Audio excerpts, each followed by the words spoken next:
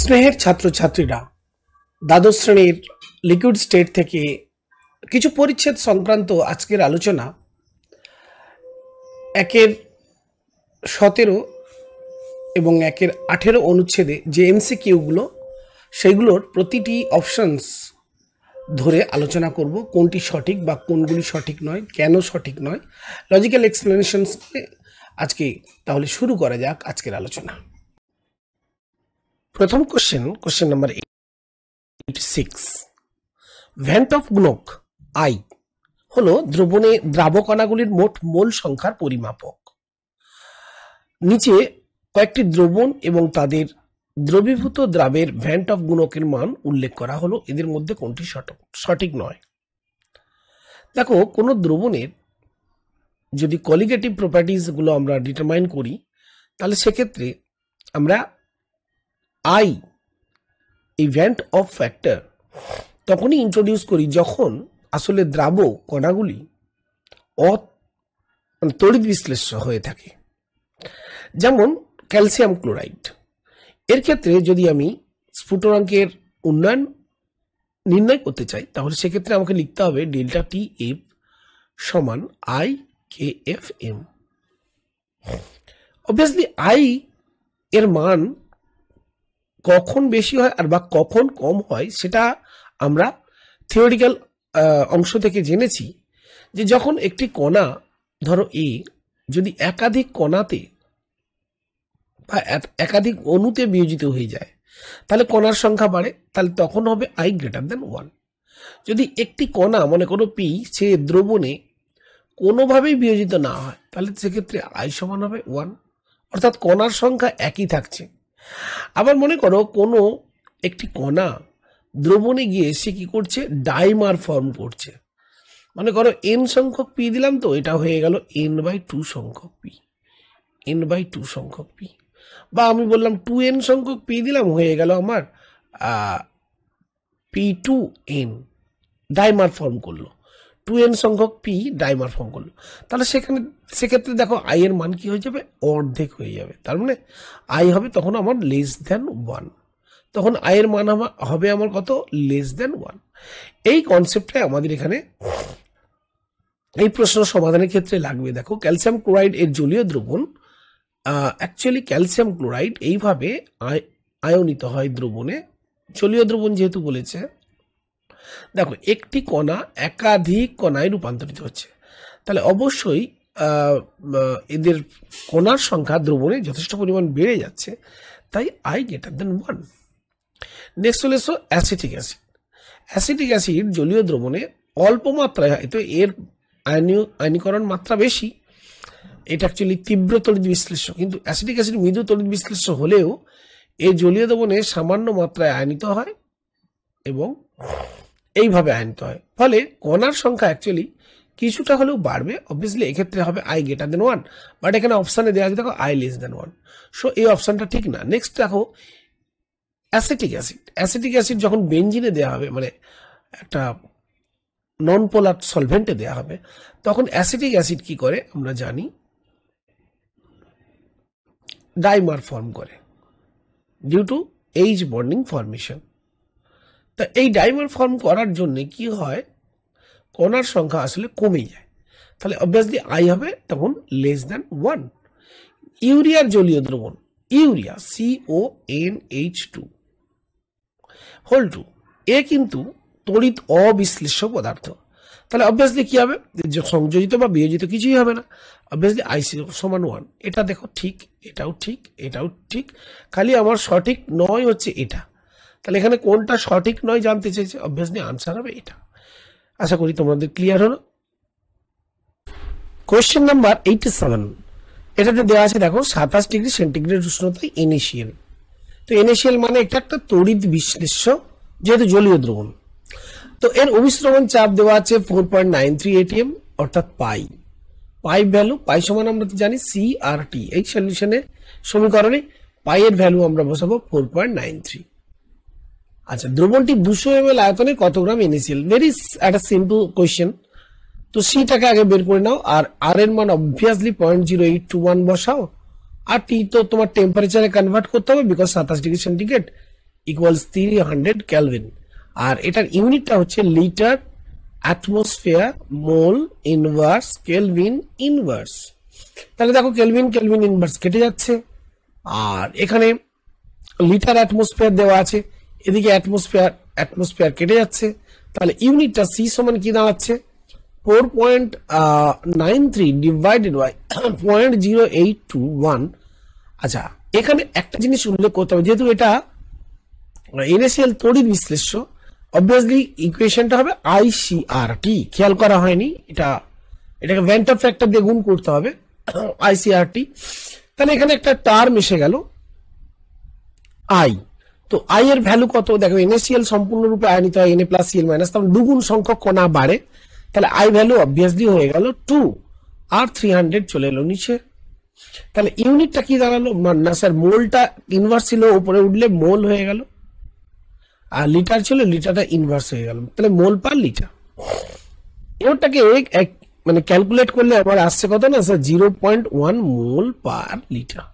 তো দেখো 1 লিটারে 0.1 মোল আছে আমার ইনিশিয়াল, তাই তো, এটার মানে তাই। এবার তাহলে 200 ml মানে তো 0.2 লিটার, তাই না? তাহলে 0.2 লিটারে কত আছে না 0.1 ইন্টু 0.2, এইভাবে ক্যালকুলেশন আমি করে দিয়েছি এখানে। তাহলে এটা ক্যালকুলেশনটা করলে হচ্ছে 0.02।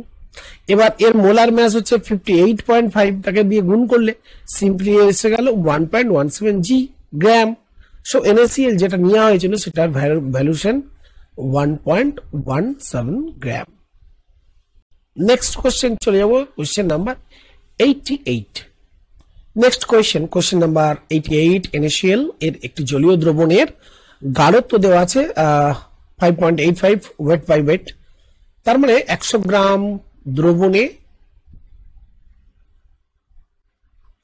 NaCl আছে কত না 5.85 গ্রামস। সাধারণ অনেক ছাত্রছাত্রীরা এইটুকু কনসেপ্টই তাদের কাছে খুব সমস্যা হয়ে যায়, তো এই জন্য ক্ল্যারিফাই করে একদম লিখে দিলাম। দ্রবণে NaCl সম্পূর্ণ বিয়োজিত, তার মানে আমরা 100% বিয়োজনের কথা বলা হচ্ছে। তাহলে NaCl অবভিয়াসলি কি করবে না, জলীয় দ্রবণে গিয়ে Na প্লাস অ্যাকুয়াস, যেহেতু ডিজলভ থাকে Cl মাইনাস অ্যাকুয়াস, তার মানে কণার সংখ্যা আমার দেখো দুগুণ হচ্ছে, তাহলে I ইকুয়াল টু এক্ষেত্রেও 2।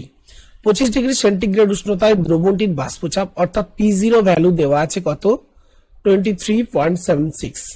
তো আমার চাই কি, চাই হচ্ছে দ্রবণের বাষ্পচাপ কত, দ্রবণটির বাষ্পচাপ 25 ডিগ্রি সেন্টিগ্রেড উষ্ণতায় দ্রবণটির বাষ্পচাপ মানে P ইকুয়ালস জিজ্ঞাসা। তো দেখো খুব সিম্পলি আমরা রাউল্টের সূত্রে কি পড়েছিলাম, যে রাউল্টের সূত্র যে সমস্ত দ্রবণ মেনে চলে, তো মেনে চলে এরকম দ্রবণের ক্ষেত্রে আসলে রাউল্টের সূত্র ছিল P সমান P0 x1, যেখানে x1 হলো দ্রাবকের মোল ভগ্নাংশ। তো x1 ইকুয়াল টু আমরা লিখতে পারি দেখো P0 into N1 by N1 plus N2। এখন যেহেতু দ্রবণটি রাউল্টের সূত্র মেনে চলে না, তাহলে একটা কারেকশন করতে হবে। কি করে বুঝলাম যে মেনে চলে না, তার কারণ দেখো NaCl একটা তড়িৎ বিশ্লেষ্য, রাউল্টের সূত্র তড়িৎ বিশ্লেষ্য দ্রাবকের জন্য প্রযোজ্য নয়। তাহলে সেক্ষেত্রে কি করতে হবে, N2 যদি মোল সংখ্যা দ্রবণে থাকে কার দ্রাবের, সেটা তড়িৎ অবিশ্লেষ্যের ক্ষেত্রে কিন্তু N2 থাকবে, কিন্তু তড়িৎ বিশ্লেষ্যের ক্ষেত্রে আমরা জানি কণার সংখ্যা বেড়ে যায় বা কমে যায়। তা সেক্ষেত্রে N2 কারেক্টেড হবে ভ্যান্টার ফ্যাক্টর দিয়ে, এবং N2 হয়ে যাবে IN2। তাহলে সেক্ষেত্রে ইকুয়েশনটা হয়ে যাবে P0 N1 divided by N1 plus IN2। তো এখান থেকে দেখো এবার আমরা যদি P0 ভ্যালুটা বসিয়ে দিই, আর P এর মানটা আমরা অবভিয়াসলি পেয়ে যাব যদি N1 আর N2 এর মানটা বসিয়ে দিই, I এর মান বসিয়ে দিই। দেখো ক্যালকুলেশনটা আমরা সেভাবেই করেছি। এখানে 5.85 গ্রাম যদি NaCl থাকে, তাহলে তার N2 সমান অ্যাকচুয়ালি কত হচ্ছে 5.85 ডিভাইডেড বাই 58.5। NaCl এর মোলার মাস কথাটা ভুল, ফর্মুলা মাস। নেক্সট হচ্ছে তাহলে IN2 ভ্যালুটা অবভিয়াসলি I দিয়ে গুণ করে দেবো, I তো আমার মান 2। এবার জলের মোল সংখ্যা, দেখো এতখানি যদি সল্ট থাকে 100 গ্রামের মধ্যে, তাহলে সলভেন্ট কত আছে এটা বিয়োগ করে দাও, 94.15। এবার এটাকে জলের মোলার ম্যাস দিয়ে ভাগ করো, অবভিয়াসলি 5.23। তাহলে দাঁড়ালো কি, পি এর মান আমার বের করতে হবে, পি জিরোর মান আমি পেয়ে গেছি 23.76 ইন্টু N1 এর মান হচ্ছে 5.23, জলের মোল সংখ্যা এই যে, আর আমরা পেয়ে গেলাম 5.23, তার সঙ্গে N2 মানে IN2, তাহলে 2 গুণিত IN2 মানে এখানে কত বেরিয়েছে 0.1 N2। তাহলে এই যে কারেক্টেড ফর্মটা আমরা লিখলাম, এরপর কি করবো, জাস্ট ক্যালকুলেশনটা করলাম আর পেয়ে গেলাম 2.9 টর। এবার তোমরা অপশনটা দেখে নাও, দেখো option B is the right option here, so এটাকে আমরা ঠিক দিয়ে দেব। নেক্সট কোশ্চেন আমাদের 89। পরের কোশ্চেনটা দেখো প্রায় সমধর্মীয় কোশ্চেন, একই। 25 ডিগ্রি সেন্টিগ্রেড, এখানে পার্সেন্টেজ দিয়ে দিয়েছে দ্রবণের CaCl2, দ্রবণের বাষ্পচাপ অর্থাৎ পি ভ্যালুটা দেওয়া আছে, P0 ভ্যালু দেওয়া আছে, P0 ভ্যালু 23.76, পি ভ্যালু 23.43 টর ইউনিটে। তো বলছে দ্রবণের ভ্যানটা ফ্যাক্টর মানে I ইজিক্যাল টু ক্যালকুলেটেড, মানে ক্যালকুলেট করতে হবে। সেই একই নিয়ম, আমরা রিলেশন লিখবো P equal to P0 N1 by N1 plus IN2। এবার তাহলে P বাই P0 তখন কি দাঁড়ালো, N1 by N1 plus IN2। এটাকে উল্টে দাও, P0 বাই P সমান N1 plus IN2 by N1। এটাকে ভেঙে দাও, ভেঙে দিলে হচ্ছে 1 প্লাস IN2 বাই N1। তাহলে দেখো P0 বাই P যে ভ্যালুটা পেলে তার থেকে -1 করে দাও। এরপরে স্টেপটা দেখো, P0 বাই P -1 সমান IN2 বাই N1। তাহলে এখান থেকে এরপরে স্টেপ কি হবে, P0 মাইনাস বাই P -1 তাকে আমি গুণ করে দেবো N1 বাই N2 দিয়ে, সেখান থেকে পেয়ে যাবো I। এই প্রসেসে তোমরা আইটা ক্যালকুলেশন করতে পারবে। তো আমি এখানে একটা অন্য প্রসেস দিয়ে দিয়েছি, দেখো এখানে তোমরা এই প্রসেসেও করতে পারো। প্রথমে আমি আমার মনে হয়েছে যে যেটা বললাম ওটা ওই পদ্ধতিতে তোমাদের ইজি হবে। আরেকটা পদ্ধতি দেখো 3.33%, WW মিনস 100 গ্রাম দ্রবণে এই ভ্যালুটা আমার ক্যালসিয়াম ক্লোরাইড আছে, তাহলে ওখান থেকে আমরা এটা বাদ দিয়ে দিলে জলটা পেয়ে যাব। ক্যালসিয়াম ক্লোরাইডের মোলার ম্যাসটা হিসেব করবে 111, কি করে হলো, ক্লোরিনের 35.5 ইন্টু 2 আর ক্যালসিয়ামের তো জানো 40, যোগ করলে এটা 111, তো 0.03। জলের ভর দেখো এটা বিয়োগ করলো 96.67, 18 দিয়ে ভাগ করলে 5.37। তাহলে এবার তোমরা এই যে রিলেশনে ডিরেক্টলি ভ্যালুগুলো পুট করো ওখান থেকে I এর মান বের করো, I এর মান ওই একইভাবে 2.52 আসছে। So this is the right option here. Next question চলে যাবো, question number 88। Next question number 88। NaCl এর একটি জলীয় দ্রবণের গাঢ়ত্ব দেওয়া আছে 5.85 ওয়েট বাই ওয়েট, তার মানে 100 গ্রাম দ্রবণে NaCl আছে কত না 5.85 গ্রামস। সাধারণ অনেক ছাত্রছাত্রীরা এইটুকু কনসেপ্টই তাদের কাছে খুব সমস্যা হয়ে যায়, তো এই জন্য ক্ল্যারিফাই করে একদম লিখে দিলাম। দ্রবণে NaCl সম্পূর্ণ বিয়োজিত, তার মানে আমরা 100% বিয়োজনের কথা বলা হচ্ছে। তাহলে NaCl অবভিয়াসলি কি করবে না, জলীয় দ্রবণে গিয়ে Na প্লাস অ্যাকুয়াস, যেহেতু ডিজলভ থাকে Cl মাইনাস অ্যাকুয়াস, তার মানে কণার সংখ্যা আমার দেখো 2 গুণ হচ্ছে, তাহলে I ইজিক্যাল টু এক্ষেত্রেও 2। 25 ডিগ্রি সেন্টিগ্রেড উষ্ণতায় দ্রবণটির বাষ্পচাপ অর্থাৎ P0 ভ্যালু দেওয়া আছে কত 23.76। তো আমার চাই কি, চাই হচ্ছে দ্রবণের বাষ্পচাপ কত, দ্রবণটির বাষ্পচাপ 25 ডিগ্রি সেন্টিগ্রেড উষ্ণতায় দ্রবণটির বাষ্পচাপ মানে P ইকুয়াল জিজ্ঞাসা। তো দেখো খুব সিম্পলি আমরা রাউল্টের সূত্রে কি পড়েছিলাম, যে রাউল্টের সূত্র যে সমস্ত দ্রবণ মেনে চলে, তো মেনে চলে এরকম দ্রবণের ক্ষেত্রে আসলে রাউল্টের সূত্র ছিল P সমান P0 x1, যেখানে x1 হলো দ্রাবকের মোল ভগ্নাংশ। তো x1 ইজিক্যাল টু আমরা লিখতে পারি দেখো p0 into n1 by n1 plus n2। এখন যেহেতু দ্রবণটি রাউল্টের সূত্র মেনে চলে না, তাহলে একটা কারেকশন করতে হবে। কি করে বুঝলাম যে মেনে চলে না? তার কারণ দেখো ইনিশিয়াল একটা তড়িৎ বিশ্লেষ্য, রাউল্টের সূত্র তড়িৎ বিশ্লেষ্য দ্রাবকের জন্য প্রযোজ্য নয়। তাহলে সেক্ষেত্রে কি করতে হবে, n2 যদি মোল সংখ্যা দ্রবণে থাকে কার, দ্রাবের, সেটা তড়িৎ অবিশ্লেষ্যের ক্ষেত্রে কিন্তু n2 থাকবে, কিন্তু তড়িৎ বিশ্লেষ্যের ক্ষেত্রে আমরা জানি কণার সংখ্যা বেড়ে যায় বা কমে যায়। তা সেক্ষেত্রে n2 কারেক্টেড হবে ভ্যান্টা ফ্যাক্টর দিয়ে এবং n2 হয়ে যাবে in2। তাহলে সেক্ষেত্রে ইকুয়েশনটা হয়ে যাবে p0 n1 divided by n1 plus in2। তো এখান থেকে দেখো এবার আমরা যদি p0 ভ্যালুটা বসিয়ে দিই আর p এর মানটা আমরা অবভিয়াসলি পেয়ে যাব যদি n1 আর n2 এর মানটা বসিয়ে দিই, i এর মান বসিয়ে দিই। দেখো ক্যালকুলেশনটা আমরা সেইভাবেই করেছি। এখানে 5.85 গ্রাম যদি ইনিশিয়াল থাকে তাহলে তার n2 সমান অ্যাকচুয়ালি কত হচ্ছে 5.85 ডিভাইডেড বাই 58.5। ইনিশিয়ালের ফর্মুলা মাস, মোলার মাস কথাটা ভুল, ফর্মুলা মাস। নেক্সট হচ্ছে তাহলে in2 ভ্যালুটা অবভিয়াসলি i দিয়ে গুণ করে দেবো, i তো আমার মান 2। এবার জলের মোল সংখ্যা দেখো এতখানি যদি সল্ট থাকে 100 গ্রামের মধ্যে, তাহলে সলভেন্ট কত আছে এটা বিয়োগ করে দাও 94.15। এবার এটাকে জলের মোলার ম্যাস দিয়ে ভাগ করো, অবভিয়াসলি 5.23। তাহলে দাঁড়ালো কি, পি এর মান আমার বের করতে হবে, p0 এর মান আমি পেয়ে গেছি 23.76 ইন্টু n1 এর মান হচ্ছে 5.23, জলের মোল সংখ্যা এই যে, আর আমরা পেয়ে গেলাম 5.23 তার সঙ্গে n2 মানে in2, তাহলে 2 গুণিত in2 মানে এখানে কত বেরিয়েছে 0.1 n2। তাহলে এই যে কারেক্টেড ফর্মটা আমরা লিখলাম, এরপর কি করব, জাস্ট ক্যালকুলেশনটা করলাম আর পেয়ে গেলাম 2.9 টর। এবার তোমরা অপশনটা দেখে নাও, দেখো option B is the right option here, so এটাকে আমরা ঠিক দিয়ে দেব। নেক্সট কোশ্চেন আমাদের 89।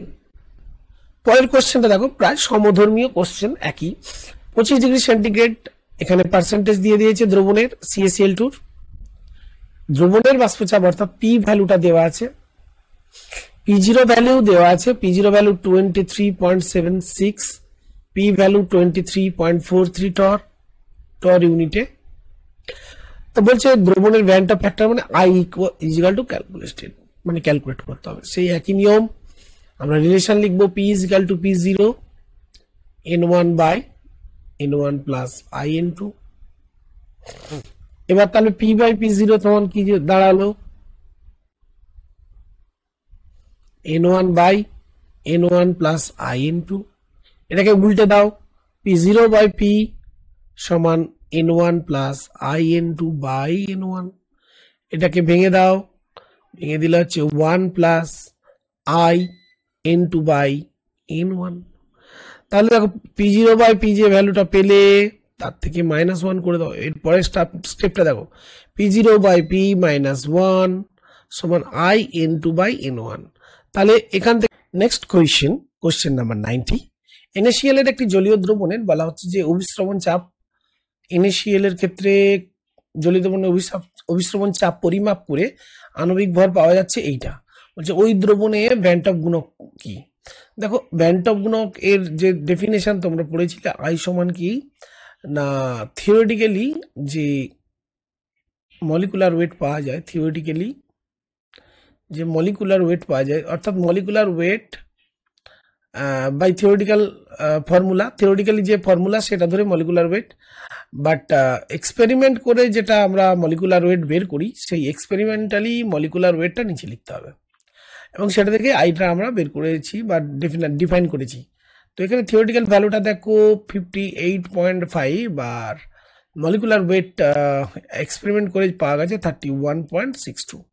তো অবভিয়াসলি আয়ের মান দেখতে পাচ্ছি আমরা গ্রেটার দেন 1 হচ্ছে এবং এর মান হচ্ছে 1.85। This is the right option here. Next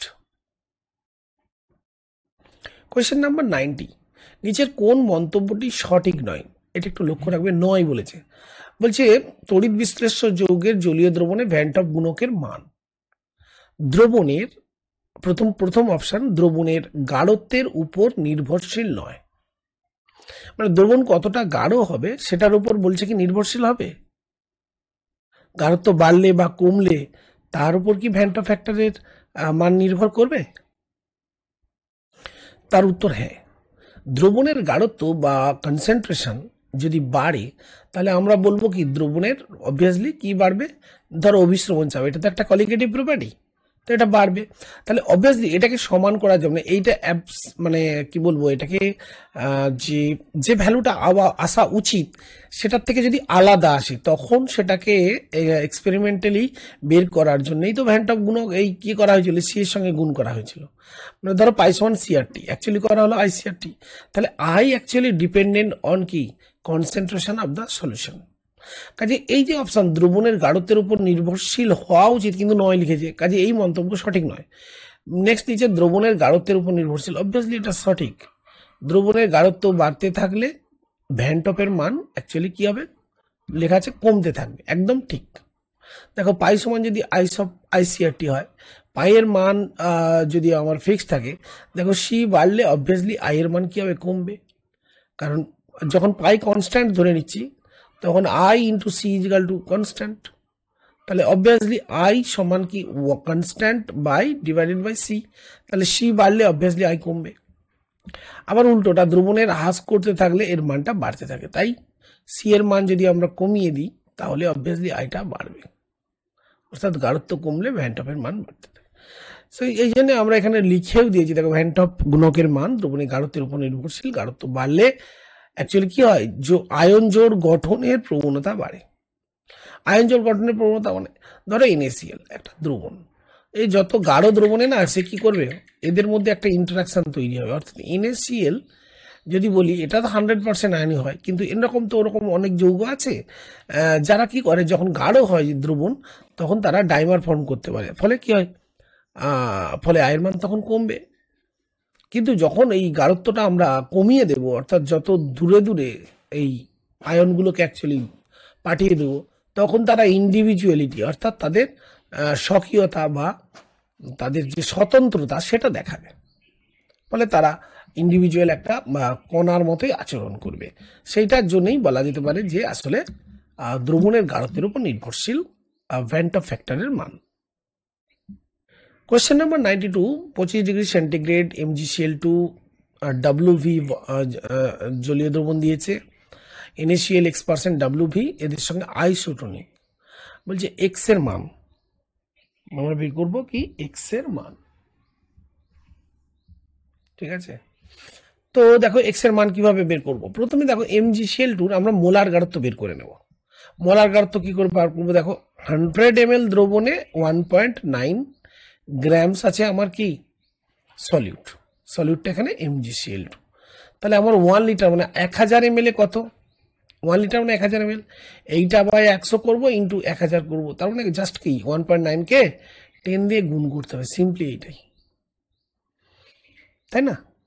এবার প্রশ্ন হচ্ছে, তো দেখো দ্রবণের মোলারিটি আমরা কি করে বের করবো, তাহলে 1 লিটারে আমি কত গ্রাম পেয়ে গেলাম, এবার সেটা 19 গ্রাম। এবার এটাকে ওর মৌলিক মোলার মাস দিয়ে আমরা মানে ফর্মুলা মাস বলতে পারো, ভাগ করবো 95, MgCl2 মোলার মাস হচ্ছে 95, তো ভাগ করলে এটা আসছে মোলারিটি অফ দ্য সলিউশন।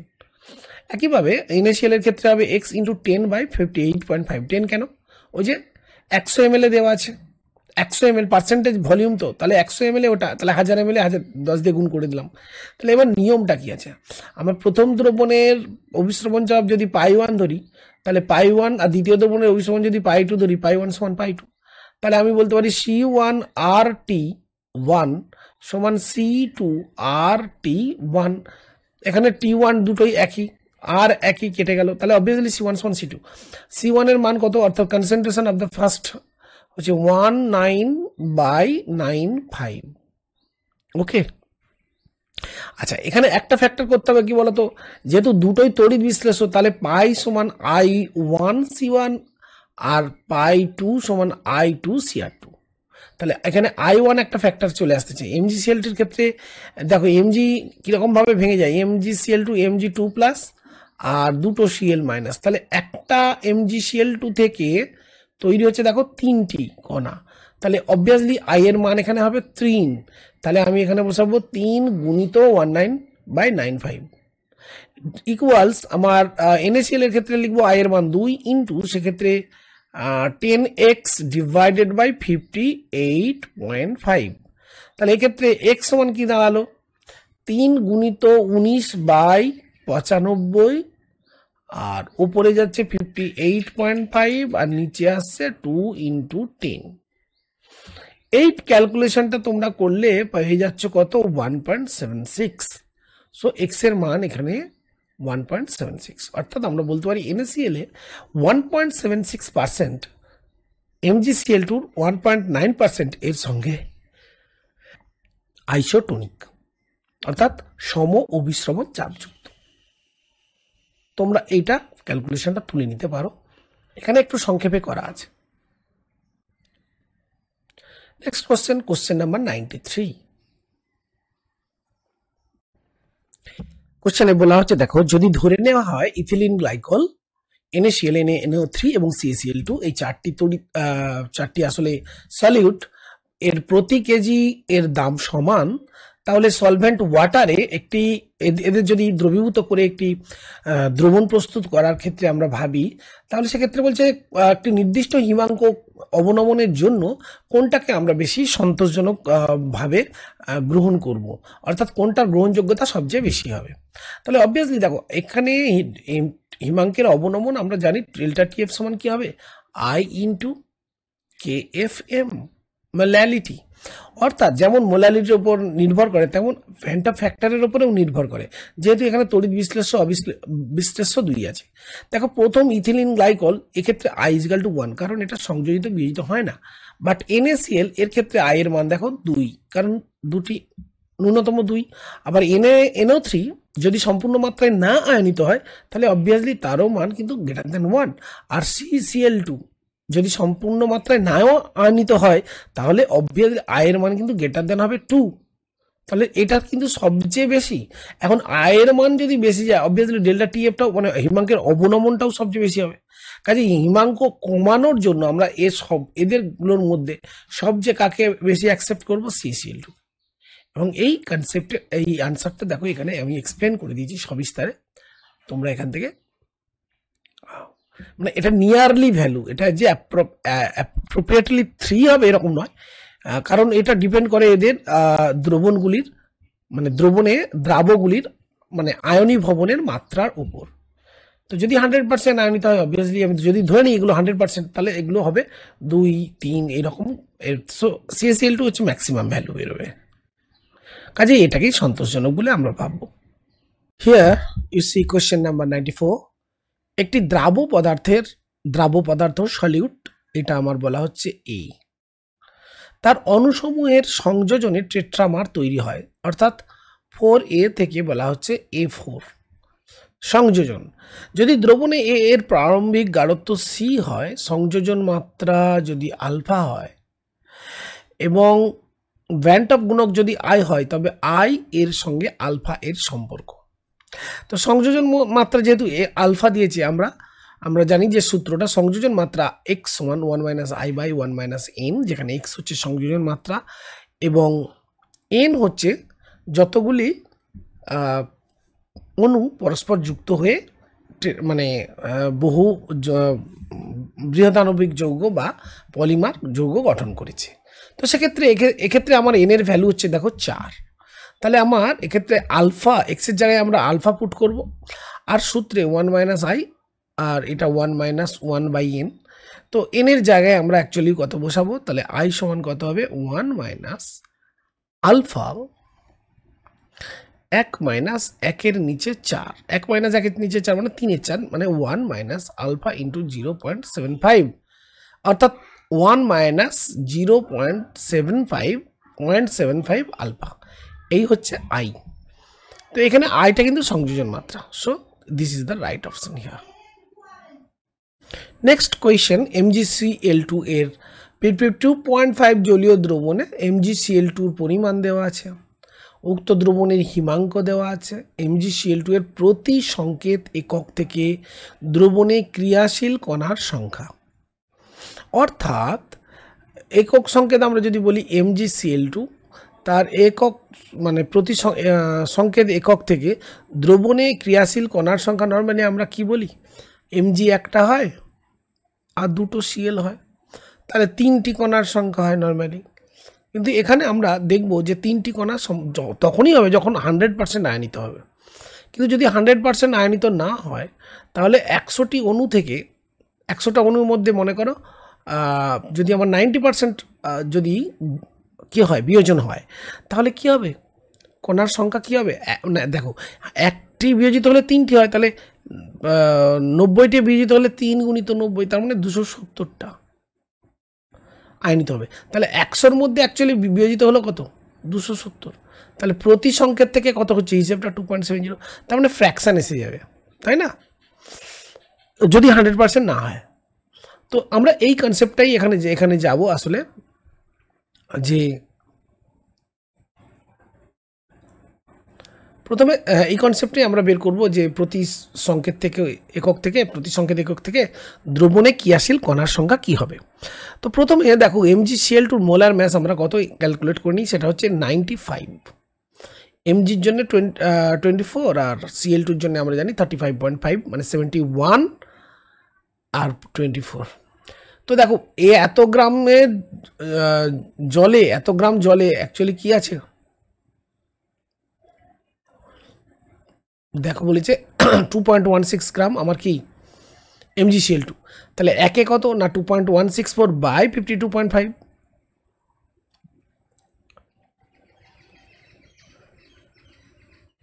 হ্যাঁ, তার মানে জলীয় দ্রবণের 52.5-এ জলটা আছে 52.5 আর এই MgCl2 এটা আছে। তো এটাকে ভাগ করলাম 52.5 দিয়ে, তাহলে 1 গ্রামে পেয়ে গেলাম, আর 1000 গ্রামে 1000 দিয়ে গুণ। এবার যে পরিমাণটা পেলাম 1000 গ্রাম জলে, মানে 1 কেজি জলে, তাকে আমি তার মোল সংখ্যা দিয়ে যদি ভাগ করি, তাহলে আমি পাবো মোলালিটি।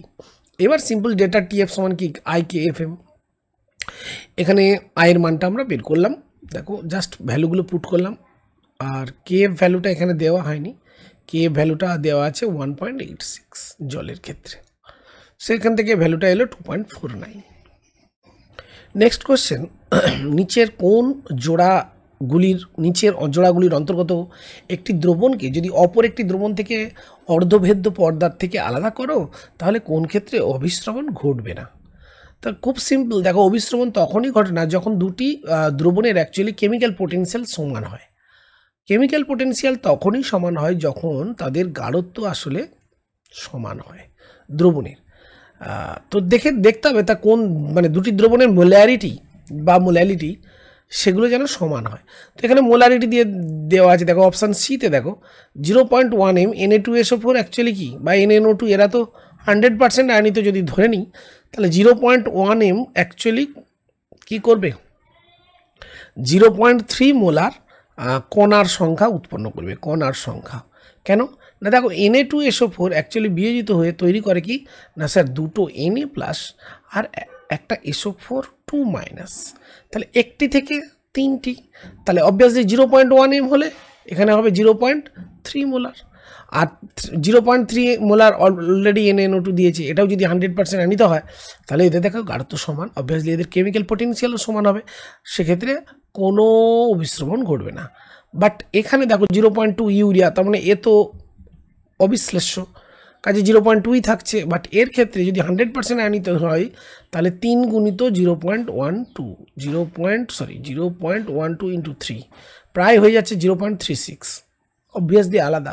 এটার ক্ষেত্রেও আলাদা, কারণ এর ক্ষেত্রে 0.1 ইন্টু 2 হবে, আর এর ক্ষেত্রে 3 দিয়ে গুণ করতে হবে, 3 গুণিত 0.2, মানে এর অ্যাক্টিভ মোলারিটি হবে 0.6, আর এর ক্ষেত্রে 0.15 ইন্টু 3, তারপরে 0.45। ওকে, এই টোটাল ক্যালকুলেশনটা আমরা এখানে তোমাদের জন্য করে দেখো, একদম সুন্দর করে ব্যাখ্যাটা আমি এখানে লিখে দিয়েছি। এ দ্রবণের ক্ষেত্রে কি হবে, ঠিক আছে। ভ্যান্ট অফ ফ্যাক্টর যেহেতু কার্যকরী হচ্ছে না, ভ্যান্ট অফ ফ্যাক্টরটাকেও নিতে হবে। ধরো এর ক্ষেত্রে 0.2 m গ্লুকোজের ক্ষেত্রে তো ভ্যান্ট অফ ফ্যাক্টর কাজ করবে না, এটা তড়িৎ অবিশ্লেষ্য, তো এখানে 0.2ই হবে। বাট দ্রবণ 0.1 মোলারের ক্ষেত্রে দেখো অ্যাকচুয়ালি ভ্যান্ট অফ ফ্যাক্টর হয়ে যাচ্ছে 2, সেই জন্য 2 গুণিত 0.1 অর্থাৎ 0.2, ঠিক আছে।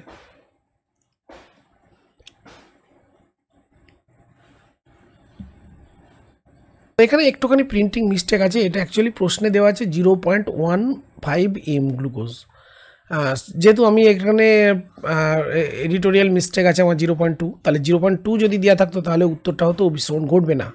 বাট যেহেতু এখানে 0.15 মোলার বইয়ে দেওয়া আছে, তোমাদের এই অপশানেই কাজ করতে হবে, তাহলে সেক্ষেত্রে আমরা বলবো অভিস্রবণ ঘটবে 0.15 m হলে, আর 0.2 হলে ঘটবে না। এরপর বাকি অপশানসগুলো দেখো এখানে দিয়ে দিয়েছি প্রত্যেকটা করে, এ বি সি এবং ডি।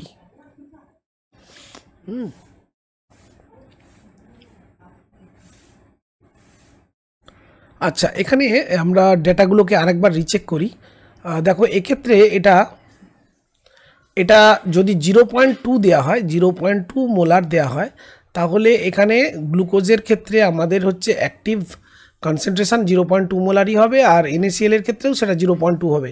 তাহলে এক্ষেত্রে কিন্তু কোনো অভিস্রবণ ঘটবে না যদি 0.2 হয়। আমার এটা 0.1 m, এইটা ভুল আছে, বইয়েতে 0.2 m আছে, আমি চেক করলাম, তাহলে এটা সঠিক উত্তর। বাট এটা কেন সঠিক নয়, এটা আমার একটু বলার ভুল হচ্ছে, এইটা খেয়াল করিনি যে NaNO2 আছে।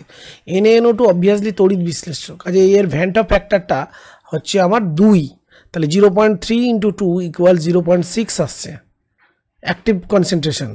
আর Na2SO4 এর ক্ষেত্রে আসছে দেখো 0.1 × 3, তখন 0.3, অবভিয়াসলি এটা আলাদা, কাজে এখানে অভিস্রবণ ঘটবে, তিনটি ক্ষেত্রেই ঘটবে, শুধু প্রথমটাই ঘটবে না।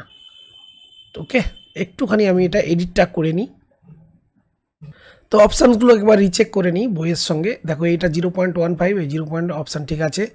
পি এর অপশানটা 0.1 m, হ্যাঁ ঠিক আছে। সি এর অপশানটা 0.1 m Na2SO4, 0.3 m NaNO2 ঠিক আছে, and last option 0.2 m urea এবং Cl2।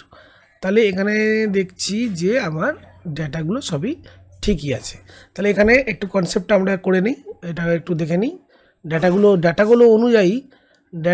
অনুযায়ী এই অপশানটা উত্তর হবে না। যদি 0.15 হয় এই উত্তরটা হবে না, আর যদি 0.2 হতো তাহলে এইটা উত্তর হতো, তাই না?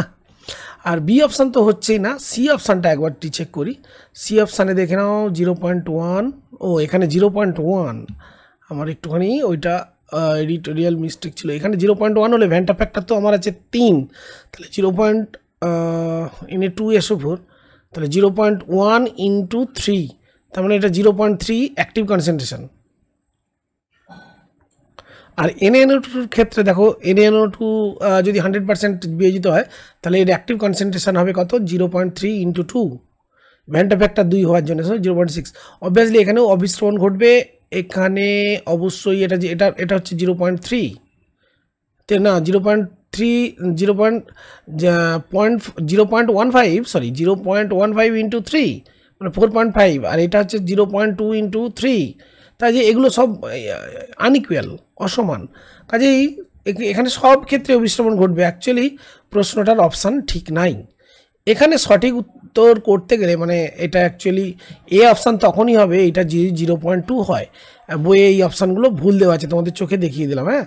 তো এইটা 0.2 হলে তবে কিন্তু অপশান এ সঠিক উত্তর হবে, এবং মানে এইখানে এডিটোরিয়াল মিস্টেক আছে, তো সেই জন্য আমি এটাকে কারেকশান করব। আচ্ছা, করে নিয়েছি এখানে 0.2 m গ্লুকোজ আর 0.1 m গ্লুকোজ, তাহলে আনসার হচ্ছে আমার এটা। তো যারা সাধারণ মানে যারা ছাত্রছাত্রী আছে তারা কনফিউজ হওয়ার কিছু দরকার নেই, এইটা বইয়ে কিন্তু অপশনাল ভুল আছে। ওকে, এই ভুলটা অপশান আছে, অতএব চিন্তার কিছু নেই। আমি এগুলোকে সুন্দর করে দেখো অপশান করে দিয়েছি যে কোনটা ঠিক কোনটা ভুল, একদম এক্সপ্লেনেশন দিয়ে দিয়েছি, ঠিক আছে। তাহলে তিনটি ক্ষেত্রেই BCDতে অভিস্রবণ ঘটবে, শুধু এতে ঘটবে না, অপশানটা চেঞ্জ করতে হলো। Next question number 97। Question number 97, 250 গ্রাম জল আর তাতে দেওয়া আছে Na2SO4 ডব্লু গ্রাম ধরে নিলাম, ডব্লু গ্রাম Na2SO4, তাহলে তার মোল সংখ্যা কত হবে না W/250 ইন্টু 1000, মানে 1000 গ্রাম জলে নাম্বার অফ কি পেলাম, মানে কত গ্রাম দ্রবীভূত হচ্ছে পেলাম, তাকে তার মোলারিটি Na2SO4 মোলার ম্যাস দিয়ে ভাগ করলে আমরা কি পেয়ে যাব না মোলারিটি পেয়ে যাব দ্রবণের। তো Na2SO4 এর মোলার মাস হচ্ছে কত সোডিয়াম সালফেটের। এখানে প্রশ্নটা দেখো, বলছে স্ফুটনাঙ্ক উন্নয়ন আনুমানিক 1.56 ডিগ্রি সেন্টিগ্রেড, জলে কত গ্রাম Na2SO4 মেশাতে হবে। তো এম এর মান হচ্ছে 142, সালফারের 32, অক্সিজেনের 16, সোডিয়ামের 23, এই হিসেবে ধরো এটা হয়ে যাবে 142 মলিকুলার ওয়েট অফ Na2SO4। এবার এটাকে এখানে বসিয়ে দাও। আচ্ছা, তারপর এখানে বসালে কী হবে, W/250, এটা 4, তার মানে 4W ডিভাইডেড বাই, এটা gram, 4W divided by molecular mass হচ্ছে 142। তাহলে এবার দেখো ডেল্টা TF সমান কত, 1.56 সমান KF কত না 0.52 ইন্টু M কত পেয়েছি 4W ডিভাইডেড বাই 142। তাহলে এখান থেকে আমরা W কী পাবো না sir 1.56 into 142 divided by 0.52 into 4। এখানে একটা জিনিস আমরা মিস করে গেছি, সেটা হচ্ছে ডেল্টা TF সমান IKFM। আই এর ভ্যালু কত, 100% যদি নিতে হয়, এটা আয়ের মান হচ্ছে আই সমান হচ্ছে 3, তার মানে এখানটা 3 আই সমান হবে, আই এর মান হচ্ছে আই গুণিত, তাহলে আই সমান এখানে 3, তাহলে 3 একটা গুণ আসবে। তাহলে ডব্লুর মানটা কত আসতেছে 142, ডব্লুর মানটা আসছে, আইটা নিচে চলে যাবে, তাহলে 3টা নিচে চলে আসছে, 3 ইন্টু এটা। সো আমরা ইকুয়েশনটা দেখো এখানে করে দিয়েছি, এটাকে সলভ করব। সমান কত আসছে দেখো 1.56, 3 ইন্টু 0.52 দিয়ে কাটাকাটি হয়ে গেল, তাহলে এটা আসছে 142 ডিভাইডেড বাই 4 সমান 35.5। দেখো এই ক্যালকুলেশনটা এখানে আমরা করে দিয়েছি। তাহলে সূত্রটা কি, ডেল্টা TB, এখানে TF বলবো না, B বলবো, কারণ IKBM কেন, এটা বয়লিং পয়েন্ট, ওকে, ডেল্টা TB সমান IKBM, ক্লিয়ার। তো এইখানে ক্যালকুলেশনটা তোমাদের করে দিয়েছি, এটা তো এখান থেকে তোমরা তুলে নিতে পারবে। পরের কোশ্চেনটা দেখো, কোশ্চেন নাম্বার 98 বলছে ধরে নিচ্ছে যে প্রত্যেকটা কম্পোনেন্টের জলীয় দ্রবণ তার মোলারিটি সমান, আর তীব্র তড়িৎ বিশ্লেষ্যগুলো যারা আছে সম্পূর্ণ বিয়োজিত হয়। তাহলে এখানে তীব্র তড়িৎ বিশ্লেষ্য HCl, আমি ধরে নিচ্ছি এটা আমার এক্স মোলাইল দ্রবণ, তাহলে HCl সম্পূর্ণ বিয়োজিত হলে দ্রবণে কণার সংখ্যা তৈরি কত হবে 2x। কেন, HCl একটা থেকে তৈরি হচ্ছে দেখো H প্লাস একটা Cl মাইনাস একটা, তাহলে ভ্যাংটো ফ্যাক্টর 2 হবে 2x। বেঞ্জোইক অ্যাসিডের ক্ষেত্রে আমরা জানি ডাইমারাইজেশন ঘটবে। এখন জলীয় দ্রবণে তো ডাইমারাইজেশন ঘটবে না, জলীয় দ্রবণ যখন হবে তখন বেঞ্জোইক অ্যাসিড সামান্য আয়নীকরণ মাত্রা কম, কিন্তু সামান্য আয়ন তৈরি করবে, অর্থাৎ তখন এর ভ্যালুটা যদি এক্স মোলাল দ্রবণ হয় অবভিয়াসলি গ্রেটার দ্যান এক্স হয়ে যাবে। বেঞ্জোইক অ্যাসিড আসলে ভেঙে গিয়ে এরকম তৈরি করবে COO মাইনাস H প্লাস, আর অ্যাকচুয়ালি একটি থেকে মানে 100 অণু থেকে 100 কিছু বেশি হবে আর কি, মানে যদি আমি ধরে নিই 16% আয়নিত হয়, তার মানে গ্রেটার দ্যান এক্স মানে 1 হবে, মানে এক্সের মানটা হয়ে যাবে তখন গ্রেটার দ্যান 1, ওকে, কিছু বেশি হবে। BaCl2 যদি সম্পূর্ণ মাত্রায় আয়নিত হয় সেক্ষেত্রে 3টি আয়ন, তার মানে 3x হবে ওই দ্রবণের মোলারিটি। আর ইথিলিন গ্লাইকন এটা তো তড়িৎ অবিশ্লেষ্য, তাহলে XC থাকবে। তাহলে সঠিক ক্রমটা কি দাঁড়ালো, মানে ক্রমবর্ধমান হিমাঙ্ক বলেছে, তাহলে সবচেয়ে হিমাঙ্ক অবনমন হবে কার, যে দ্রবণে কণার সংখ্যা সবচেয়ে বেশি, তাহলে অবভিয়াসলি সেটা হবে BaCl2।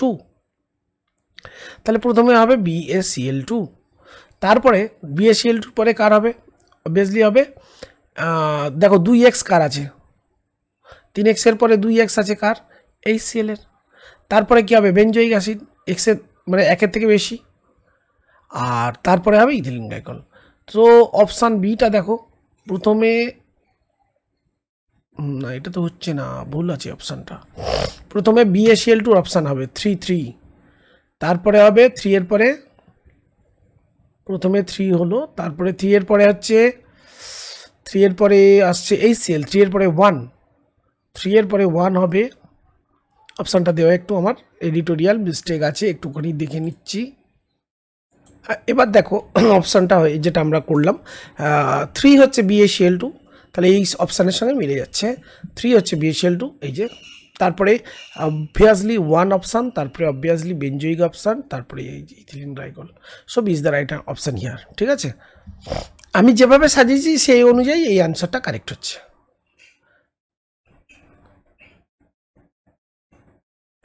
তবে এখানে প্রশ্নটা যেখানে যেটা করা হলো সেটা হচ্ছে কতটা তাদের হিমাঙ্ক কমবে দ্রবণে, অর্থাৎ কার সবচেয়ে বেশি কমবে সেই অপশানটার আনসার পেলাম আমরা অবশ্যই BaCl2 দ্রবণের। তাহলে সবচেয়ে হিমাঙ্ক কম হবে কোন দ্রবণে হিমাঙ্ক কম হবে, সেটা হবে BaCl2। আর সবচেয়ে মানে হিমাঙ্ক ডেল্টা TFটার মান সবচেয়ে কম হবে কার, ইথিলিন গ্লাইকল। কাজে হিমাঙ্ক যদি বলি কার সবচেয়ে বেশি, তখন এইটা অপশান হয়ে গেল ইথিলিন গ্লাইকল, ইথিলিন গ্লাইকল। তাহলে অপশানটা পুরো উল্টে যাবে, তাই না? এখানে তো প্রশ্নটা দিয়েছে দেখো দ্রবণগুলি তাদের ক্রমবর্ধমান হিমাঙ্ক, তাহলে সবচেয়ে হিমাঙ্ক কম হচ্ছে আমার 4 অপশান মানে IV, তার চেয়ে বেশি হবে কে, তার চেয়ে বেশি হবে বেঞ্জয়িক অ্যাসিড, বেঞ্জয়িক অ্যাসিড মানে 2, তার চেয়ে বেশি কে হবে অবভিয়াসলি 1, আর তার চেয়ে হিমাঙ্কটা বেশি কার হবে, হ্যাঁ হিমাঙ্ক, এটা উল্টো হয়েছে এইরকম হবে আর কি। আর লাস্ট হয়ে যাবে তোমার হচ্ছে BaCl2, তার মানে BaCl2 হিমাঙ্কটা সবচেয়ে কম হবে, আর হিমাঙ্ক বেশি হবে কার, যেহেতু হিমাঙ্কের অবনমন সবচেয়ে বেশি হচ্ছে কার, BaCl2 দ্রবণের, তাহলে হিমাঙ্কটা সবচেয়ে কমে যাবে কার, BaCl2 দ্রবণের। তাহলে সঠিক অপশানটা এইটা অ্যাকচুয়ালি উল্টো অপশান দেওয়া হয়ে গেল। সঠিক অপশানটা হবে IV greater than 2 greater than IV greater than 1 greater than 2 greater than 3। তাহলে 4 1 2 3 এই হচ্ছে সঠিক। এবার এখানে আমরা এডিটোরিয়ালি এটাকে চেঞ্জ না করে কোনটাতে আমরা দেখতে পাচ্ছি দেখো 4 1 2 3, তো এখানটাকে আমরা 4 1 2 3 করে দিচ্ছি। সুতরাং সঠিক উত্তরটা কি হলো, সঠিক উত্তর B হবে 4 1 2 3। এটা একটু আমাদের খেয়াল রাখতে হবে যে এখানে ক্রমবর্ধমান হিমাঙ্ক চেয়েছে। আমরা প্রথমে যেটা সাজিয়েছিলাম আসলে হিমাঙ্কের অবনমন কার ক্ষেত্রে কম হবে, অবভিয়াসলি এটা মনে রাখবো যে অবনমন এই দ্রবণগুলোর মধ্যে অবভিয়াসলি সবচেয়ে BaCl2 কমে যাবে। তো আমি যদি 0 ডিগ্রি সেন্টিগ্রেড বলি, 0 ডিগ্রি সেন্টিগ্রেড যদি বলি বিশুদ্ধ জলের হিমাঙ্ক, তাহলে সবচেয়ে হিমাঙ্ক কমে যাবে BaCl2 দ্রবণের। আর তার চেয়ে কমবে কার, 0 থেকে কার কমবে, 0 ডিগ্রি সেন্টিগ্রেড থেকে কার কমবে না কম কমবে এই Cl দ্রবণের জন্য। আর 0 ডিগ্রি সেন্টিগ্রেড থেকে সামান্য কমবে কার না তার চেয়ে কমবে এই যে বেঞ্জয়িক অ্যাসিড, বেঞ্জয়িক অ্যাসিডের ক্ষেত্রে। আর 0 ডিগ্রি সেন্টিগ্রেড এর থেকে সামান্য কমবে এই ইথিলিন গ্লাইকল। এই হচ্ছে টোটাল অপশানটা। তো কোয়েশ্চেন নাম্বার 99, স্থির উষ্ণতায় Na2SO4 এর 0.5 m জলীয় দ্রবণ নিচের কোন জলীয় দ্রবণের সঙ্গে আইসোটোনিক নয়। এবার অপশানগুলো দেওয়া আছে, 4টে অপশান দেওয়া আছে। এবার দেখো দ্রবণগুলি আইসোটোনিক কখন হবে না, যখন তাদের অভিস্রবণ চাপ সমান হবে। এখন Na2SO4 জলীয় দ্রবণ এর 0.05 m জলীয় দ্রবণের ক্ষেত্রে বলা হচ্ছে, তাহলে এর ক্ষেত্রে আমরা যদি আই ফ্যাক্টর বলি, আই ফ্যাক্টর কত হবে, যদি 100% ধরে নিচ্ছি আয়নিত হয় তাহলে আই ফ্যাক্টর হবে 3, তাহলে 0.05 ইন্টু 3 মানে হচ্ছে 0.15। কি 0.15 কি হবে না অ্যাক্টিভ সি, তাহলে এইটা আই ভ্যালু, তাকে আই আর সি দিয়ে গুণ করলে এই আইসি ভ্যালু, অর্থাৎ প্রকৃতপক্ষে কণার গাঢ়ত্ব হবে 0.15 মোলার। তা আমাকে দেখতে হবে এই 4টে অপশানের মধ্যে বলছে নিচের কোন জলীয় দ্রবণের সঙ্গে আইসোটোনিক নয়। তার মানে অ্যাকচুয়ালি দেখতে হবে যে কোনটির সক্রিয় গাঢ়ত্ব এই 0.15 হচ্ছে না। তো প্রথম অপশান দেখি 0.075, এটা কনসেন্ট্রেশন দেওয়া আছে কিন্তু KCl দ্রবণে 2টি কণা তৈরি করে, তাহলে 2 দিয়ে গুণ করতে হবে। তাহলে এখান থেকে দেখতে পাচ্ছি এটা 0.15 হচ্ছে, সো এটা আইসোটোনিক। দ্রবণ হবে। নেক্সট অপশান K3 FeCN6, আমরা জানি এটা জটিল আয়ন, তাহলে এখান থেকে তৈরি হচ্ছে 3K প্লাস তার সঙ্গে তৈরি হচ্ছে FeCN6 হোল 3 মাইনাস। তাহলে এখানে টোটাল কিন্তু 4টে কোণা, এখানে 3টি কোণা আর এখানে একটা, 4টি কোণা। তাহলে এক্ষেত্রে বি এর অপশানের ক্ষেত্রে 4 গুণিত 0.0375, এটা গুণ করলে দেখো আসছে 0.15। আবার সি অপশানের ক্ষেত্রে দেখো 0.075 দেওয়া আছে সি অপশান, সেক্ষেত্রে দেখো সেক্ষেত্রে যদি 2 দিয়ে গুণ করি, আমি ধরে নিচ্ছি এটা যদি 100%ও আয়নিত হয় তাহলে কিন্তু এটা হয়ে যাবে কি 1.5, কিন্তু এটা তো 100% আয়নিত হয় না, এটা তো মৃদু তড়িৎ বিশ্লেষ্য, মৃদু মানে সামান্য পার্সেন্ট আয়নিত হয়, কাজে এটা লেস দেন 1. অ্যাক্টিভ কনসেন্ট্রেশন হবে লেস দেন 1. মানে সি অ্যাক্টিভ হবে লেস দেন 1.5। আর তার মানে এইটা হচ্ছে এমন দ্রবণ যার সক্রিয় গাঢ়ত্ব কম হচ্ছে দ্রবণের, আর অবভিয়াসলি এই দ্রবণের অভিস্রবণ চাপও কী হবে, আলাদা হবে, কাজে এইটা আইসোটোনিক নয়। অপশান ডি 0.03 আর 0.03 তাকে অ্যালুমিনিয়াম সালফেট, মানে টোটাল কণার সংখ্যা হবে 5, তাহলে 5 দিয়ে গুণ করলে 0.15, তাহলে দেখছি এইটার সঙ্গে আইসোটোনিক হয়ে যাচ্ছে অন্য এ বি। তাহলে এ বি আর ডি এই 3টে দ্রবণ অ্যাকচুয়ালি এদের গাঢ়ত্বটা সেম হচ্ছে, সেই জন্য আইসোটোনিক হবে। তো সেক্ষেত্রে আমরা দ্রবণে এই এটা কি বলে, আমরা অপশানটা সমস্ত সমাধান করে দিয়েছি, তোমরা একটু এইখানটা নোট করে নিতে পারবে, ঠিক আছে। পরের কোশ্চেনে চলে যাব। পরের কোশ্চেনটা আমার হচ্ছে দেওয়া আছে 100, কোশ্চেন নাম্বার 100। নিচের জলীয় দ্রবণের বলছি হিমাঙ্ক কোনটি সর্বোচ্চ, নিচের জলীয় দ্রবণটির হিমাঙ্ক সর্বোচ্চ কোনটা হবে, তার মানে কি যার হিমাঙ্কের অবনমন সবচেয়ে কম হবে। তাহলে এই 4টে অপশানের মধ্যে আমাকে দেখতে হবে যার ডেল্টা টি এফ ভ্যালুটা এটা হচ্ছে মিনিমাম হবে, তাহলে তার ক্ষেত্রে হিমাঙ্ক সর্বোচ্চ হবে। তো দেখো এইটা সম্পূর্ণ মাত্রায় আয়নিত হয় NaCl, তাহলে এর অ্যাক্টিভ কনসেন্ট্রেশন হবে 0.06 × 2, তার মানে 0.12। এবার আমরা জানি ডেল্টা টি এফ সমান কী হবে, এই কনসেন্ট্রেশনটা যেটা পেলাম I × C, 0.12 RT এটার সঙ্গে হচ্ছে। আর দ্বিতীয় দ্রবণের ক্ষেত্রে দেখো 0.06 মোলাল দ্রবণ, তার মানে 0.06ই হবে RT। দ্বিতীয় দ্রবণের ক্ষেত্রে ডেল্টা টিএফ এটা হবে। তৃতীয় দ্রবণের ক্ষেত্রে ডেল্টা টিএফ কী হবে, যদি 100% আয়নিত হয় তাহলে এটা দেখো 3টি দ্রবণ, তাহলে 3 গুণিত 0.4 মানে 0.12 RT হচ্ছে। আর এই অপশানটা দেখো এইটা অ্যাসিটিক অ্যাসিড জলীয় দ্রবণে সামান্য মাত্রায় আয়নিত হলেও 0.06 থেকে কিছুটা হলেও বেশি হবে, তার মানে আমরা বলতে পারি এর ক্ষেত্রে delta TF actually greater than হবে 0.06 RT। তাহলে আমরা এখান থেকে বলতেই পারছি যে কোনটার ক্ষেত্রে সব মিনিমাম হচ্ছে, সবচেয়ে মিনিমাম হচ্ছে এই দ্রবণটা দেখো 0.06 RT টিএফ, তার মানে এর ক্ষেত্রে হিমাঙ্ক হবে সর্বোচ্চ। আর যদি বলতো হিমাঙ্ক কোনটা সর্বনিম্ন হবে, তখন এখানে এর মধ্যে দেখো এই দুটো আনসার হতো, এ আর সি। ক্লিয়ার? এখানে দেখো ডিটেলস আমি এখানে অপশানগুলো করে দিয়েছি, ঠিক আছে, আনসার এক্সপ্লেনেশনটা দিয়ে দিয়েছি। নেক্সট কোয়েশ্চেন নাম্বার 101, এবার একটা যৌগ দিয়েছে দেখো PTNH3 তোমরা জানো এটা কোঅর্ডিনেশন কম্পাউন্ড বা কমপ্লেক্স কম্পাউন্ডও বলতে পারো। এখানে পিটি তার সেকেন্ডারি ভ্যালেন্সি অ্যাকচুয়ালি এখানে 4, 4টে NH3 কোঅর্ডিনেট করেছে, আর এখানে প্রাইমারি ভ্যালেন্সিতে Cl আছে 4টে। এই জলীয় দ্রবণের ক্ষেত্রে ভ্যান-টপ গুণকের মান দেওয়া আছে, I সমান ভ্যালুটা 3 দেওয়া আছে। যৌগটি সম্পূর্ণভাবে আয়নিত হয়, এবং যদি সম্পূর্ণভাবে আয়নিত হয় তাহলে সেক্ষেত্রে এর সম্ভাব্য রাসায়নিক গঠন কি হবে। প্রশ্নটা খুবই সহজ, যদি এটা 100% আয়নিত হয়, 100% আয়নিত হয় যেভাবে স্ট্রাকচারটা দেওয়া আছে, তাহলে সেক্ষেত্রে এখান থেকে ভ্যান-টপ ফ্যাক্টর I এর মান হওয়া উচিত 5।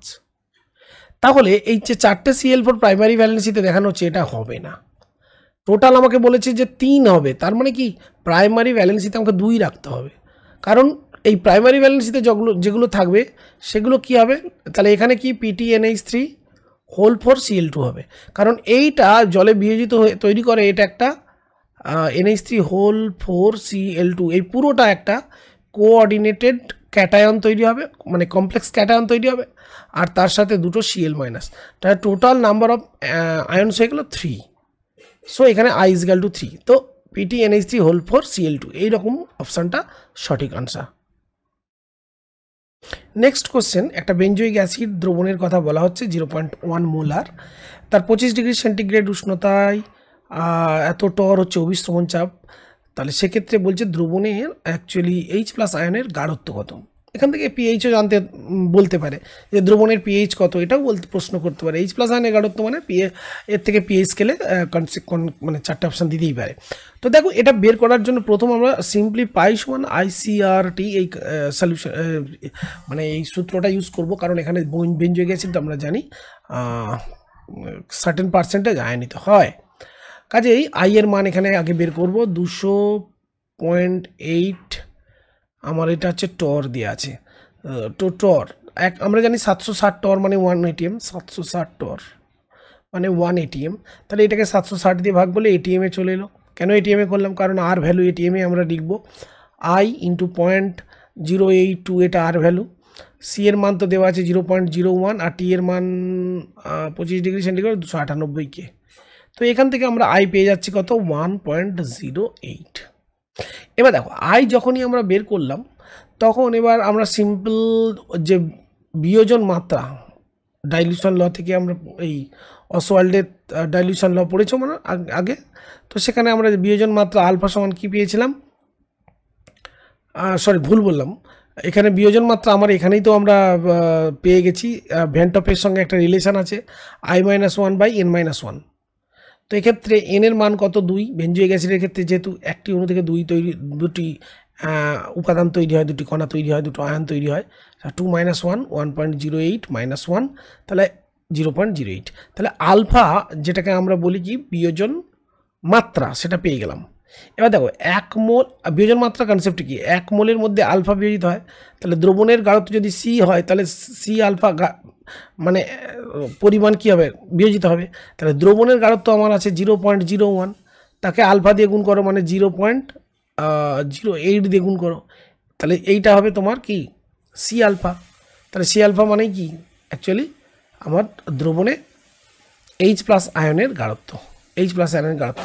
আমরা জানি যে কোনো একটা অ্যাসিড যদি হয় এইভাবে আয়নিত হয় H+ আর A-। এই যদি 1 মোল এর মধ্যে আলফা মোল যদি H+ তৈরি হয় তাহলে C থেকে আমার তৈরি হবে C আলফা, তাহলে C আলফা হচ্ছে H+ আয়নের গাঢ়ত্ব। তা আমরা এখান থেকে পেয়ে গেলাম কি 0.1 × 0.08। তো এখানে দেখে নিই কোন অপশানটার সঙ্গে অ্যাকচুয়ালি ম্যাচ করছে, 0.01 × 0.08, তার মানে হচ্ছে 8.0 × 10⁻⁻4। So D is the right option here.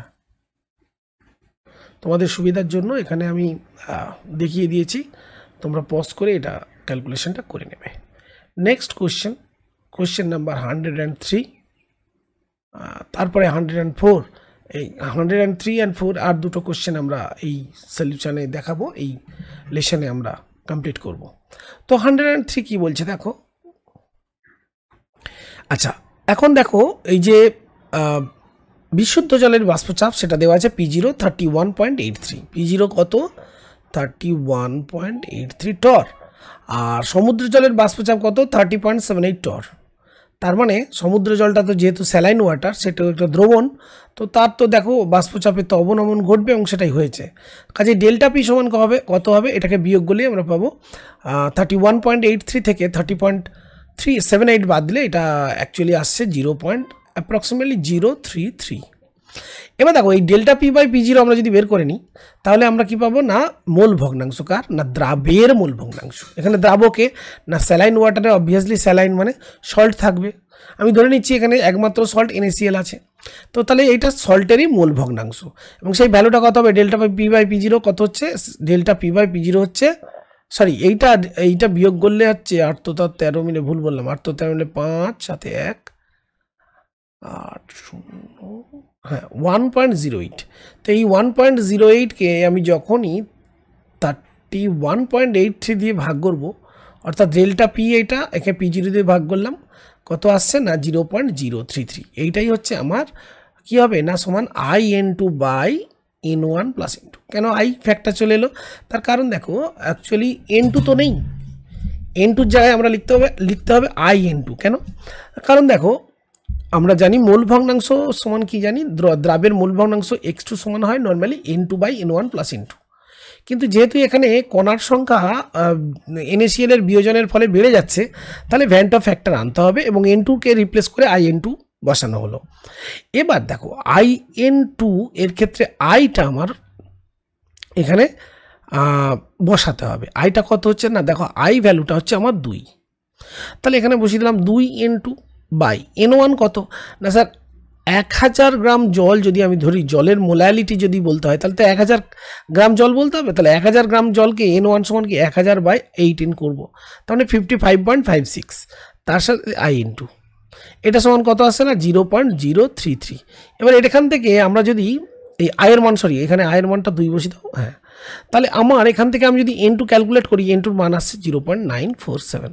তাহলে কি দেখলাম না ওই দ্রবণের প্রতি 1 কেজিতে 1 কেজি জলে আসলে number of moles of solute, অর্থাৎ দ্রাব আছে আমার, সলিউট কত আছে এই তো মোল, তাহলে মোলালিটি সমান কত হলো এইটাই 0.947 কি 947 mole per KG. Okay, so this is the option, এই option B is the right option here. Next question আমরা যাবো 104। কোয়েশ্চেন নাম্বার 104, নিচের কোন জলীয় দ্রবণটির বাষ্পচাপ সর্বনিম্ন হবে? এক্ষেত্রেও সেই জলীয় দ্রবণের বাষ্পচাপটা বের করতে হবে, আর প্রতি ক্ষেত্রে বাষ্পচাপের একক একই বলেছে।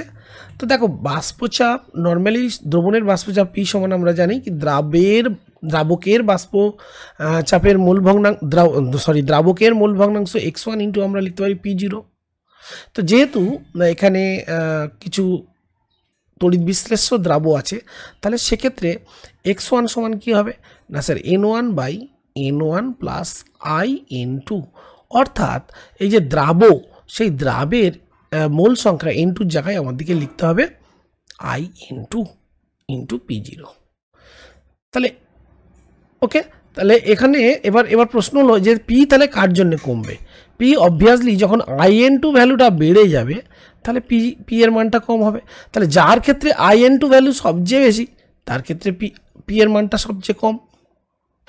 এবার দেখো যদি জলীয় দ্রবণের এই বাষ্পচাপের ক্ষেত্রে আমরা যদি বলি আই ভ্যালুটা সবচেয়ে বেশি, দেখো Na2 এসব দ্রবণের এক্ষেত্রে আই ভ্যালু প্রায় 3 যদি 100% আনিত হয়, তাহলে অবভিয়াসলি এর দ্রবণের গাঢ়ত্বটাও সবচেয়ে, মানে এই দ্রবণের কণার সংখ্যা সবচেয়ে বেশি, তার ফলে এক্ষেত্রে কী হবে বাষ্পচাপটা সবচেয়ে কমে যাবে এই দ্রবণের ক্ষেত্রে। সেই জন্য রাইট অপশান হবে ডি। এখানে দেখো আমি সলিউশনটা তোমাদের লিখে দিয়েছি। KCl এর ক্ষেত্রে যেহেতু 0.12 আছে তাকে 2 দিয়ে গুণ করো, প্রায় 0.24, আর এটা 0.36, কণার সংখ্যা ম্যাক্সিমাম এখানে। তাহলে এক্ষেত্রে কলিগেটিভ প্রপার্টিটাও ম্যাক্সিমাম হবে, অর্থাৎ দ্রবণে যে অবনমন বাষ্পচাপে সেটা অবভিয়াসলি Na2 এর জন্য সর্বনিম্ন হবে। তো লেসন 51 এইখানেই শেষ করছি। সবাইকে আমি রিকোয়েস্ট করব প্লিজ তোমরা বন্ধুদের একটু শেয়ার করো, আর অবশ্যই কমেন্ট করবে, like share subscribe with comment. Thank you very much all my dear students.